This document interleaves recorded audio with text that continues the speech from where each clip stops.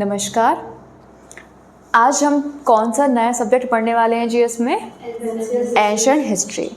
ठीक है, तो उससे पहले हमें ये पता होना चाहिए कि हिस्ट्री क्या है, कितने डिविजन्स हैं, क्या कैटेगराइजेशंस हैं। ठीक है, ताकि समझने में कॉन्सेप्ट को आसानी हो।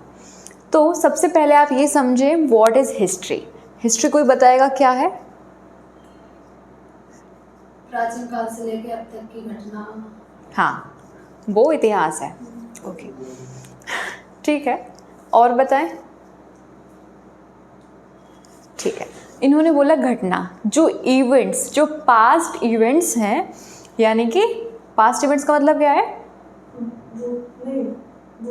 हाँ, जो घटना घटित हो चुकी हैं पास्ट में, उन सब का क्या है, उसका हमारे पास एविडेंस है, और जिसको हम स्टडी करने वाले हैं वो है हमारी हिस्ट्री। ठीक है, तो जो इवेंट्स हैं उनको विद एविडेंस, साक्ष्यों के साथ हम स्टडी करते हैं, वो है हमारा हिस्ट्री। इसका मीन ये है कि ऐसा निश्चित रूप से पास्ट टाइम में ऐसा हुआ है। ठीक है, तो विद एविडेंस हम जो भी इवेंट्स पढ़ रहे हैं वो हमारे हिस्ट्री के अंतर्गत आते हैं। ठीक है, तो आपकी जो हिस्ट्री है वो 3 पार्ट में ब्रॉडली डिवाइडेड है। कौन से 3 पार्ट में? Ancient, medieval, modern. ठीक है, तो जो एंशिएंट हिस्ट्री है उसको, उसकी टाइमलाइन बताने से पहले आप लोग पहले ये समझ लें कि एडी एंड बीसी क्या है। ठीक है, तो जीसस क्राइस्ट का हम यहाँ पे मानते हैं बर्थ। ओके, वहाँ से जो पहले के ईयर्स हैं, ठीक है, समझ लीजिए इसे 0। ठीक है, इसको समझ लीजिए 0। अब इससे पहले जो हम जाएंगे सालों में, तो 1 BC, 2 BC, 3 BC, 4, 5, 100, 200, 500, 1000, 5000, 10,000, ठीक है, 500, 1000। तो ये आपका टाइमलाइन पहले का होता जा रहा है। और बर्थ के बाद हम जो काउंट करते हैं एडी में, 182, 300, 400, 500, 5000, ठीक है, इस टाइप का हम काउंट करते जाते हैं। जैसे कि अभी हमारी चल रही है 2024 चल रही है। इससे पहले क्या रही होगी? हमारा इंडिपेंडेंस हुआ होगा 1947 में, 1857 में क्रांति हुई थी, फर्स्ट वॉर ऑफ इंडिपेंडेंस हुआ था। ठीक है, इंडियन इंडिपेंडेंस।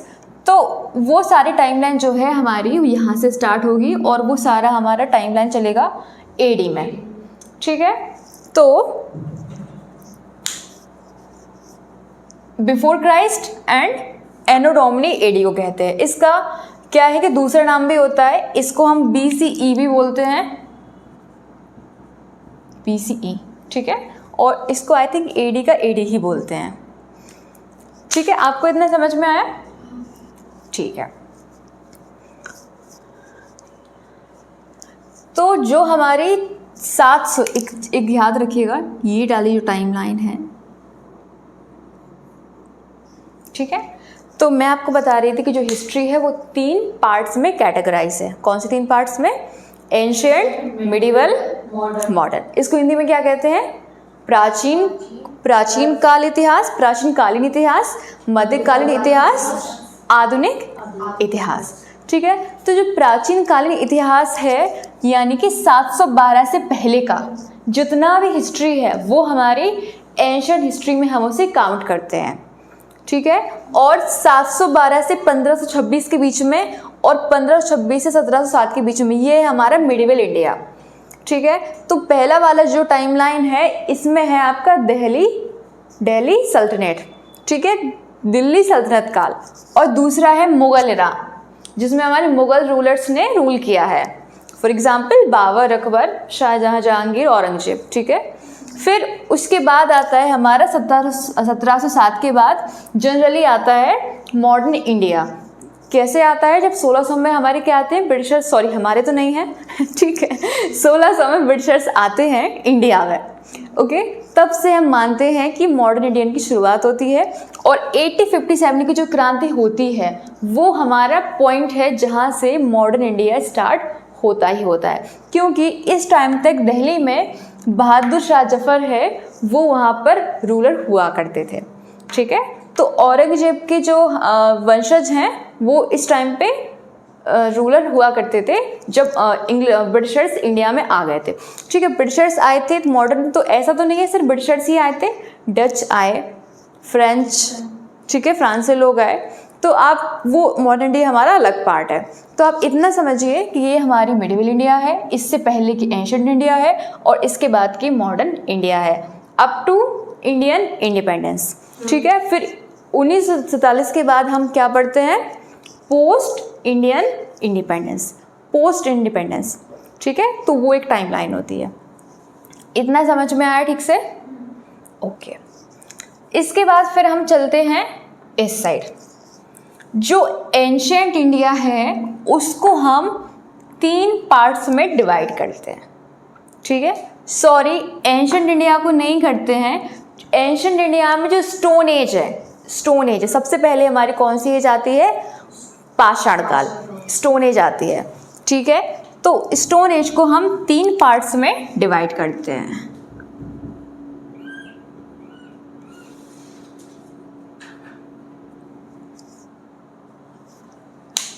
ठीक है, तो सबसे पहले कौन सी होती है हमारी, पुरा पाषाण काल, पैलियोलिथिक एज, जिसकी शुरुआत कहाँ से है, 10,000 से 500,000 BCE, 10,000 से 500,000 BCE before.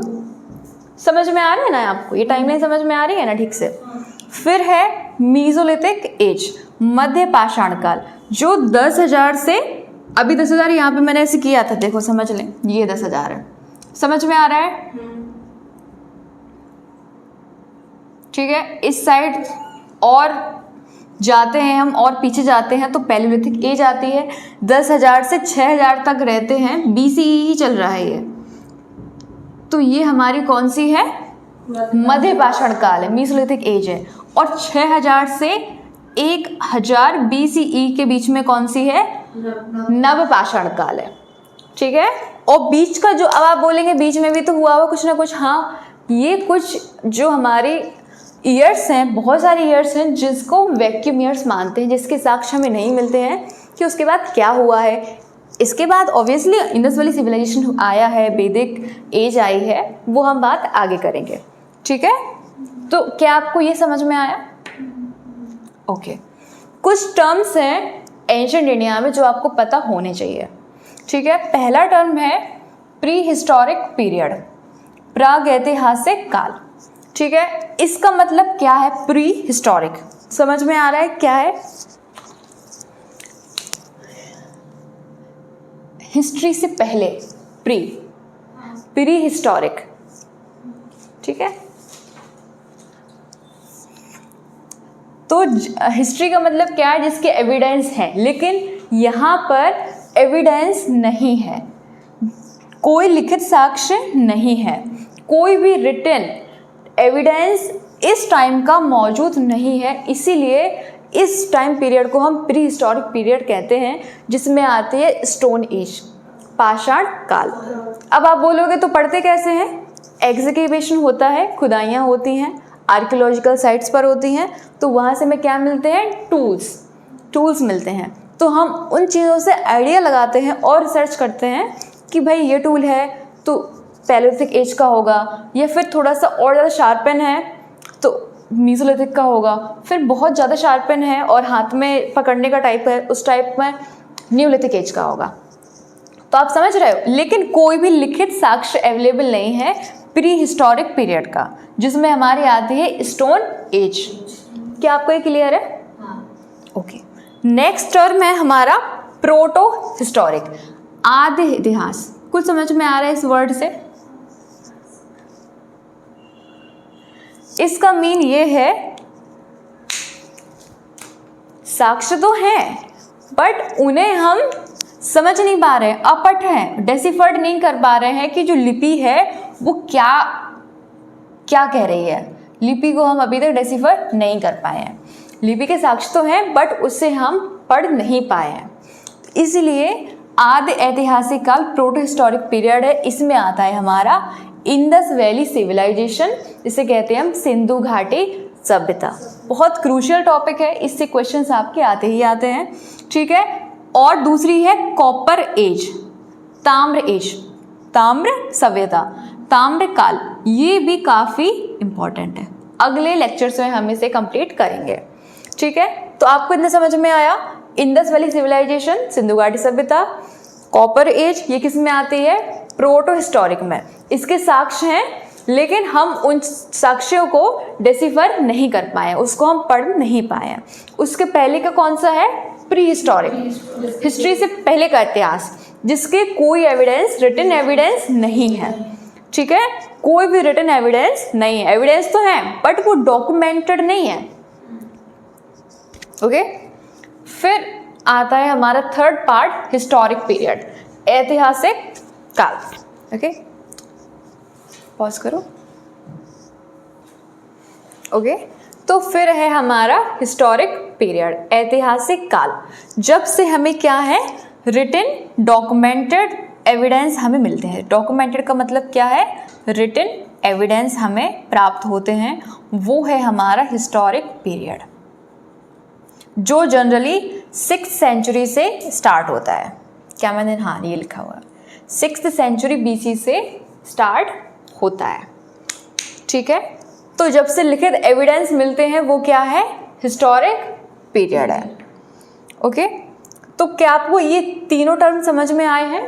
Pre historic, protohistoric and historic period. फिर एक फैक्ट है कि 1863 में, ठीक है, स्टोन एज पर रिसर्च स्टार्ट हुई है। ठीक है, तो 1863 समझ लीजिए 1857 के बाद, तो कुछ बहुत समय पहले नहीं हुई है। ठीक है, तो 1863 में हमने स्टोन एज पर रिसर्च स्टार्ट की थी। ओके, तो क्या आपको ये सब समझ में आया? Okay, stop. ठीक है, तो आपको क्या ये टर्म समझ में आया? 6th सेंचुरी, कोई बताएगा क्या मीन है इसका?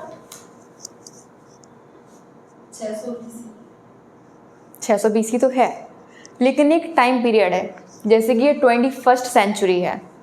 ठीक है, तो ये 6th सेंचुरी है, 100 सालों की बात है। तो किन 100 सालों की बात है? 501 से 600 के बीच की बात है। ठीक है, तो उस टाइम्स का जो पीरियड है वहीं से हम कहते हैं उसको हिस्टोरिक पीरियड, जहाँ से हमें रिटन एविडेंसेस मिलते हैं। ठीक है, तो सेंचुरी अगर है तो एक साल थोड़ा सा पहले चले जाइए, जैसे कि उन्होंने 600 बोला है, तो इसका मीन क्या है? हाँ, 501 से माने तब की बात है।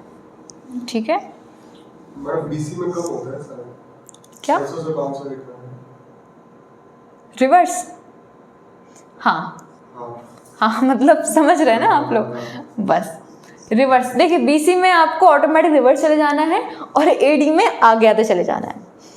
ठीक है, BC में बस रिवर्स गियर चलेंगे और AD में आपको एडवांस होते चले जाना है। ये तो आपको समझ में आ गया ना। तो 100 साल पहले से करते हैं हम, तो वो उसका मतलब क्या है? सेंचुरी, 100 साल की सेंचुरी होती है।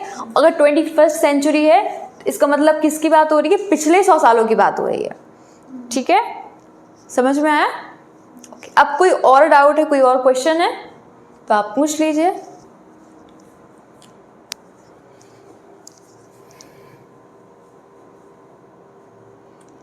ठीक है, नोट्स मेकिंग कर ले। Okay, thank you.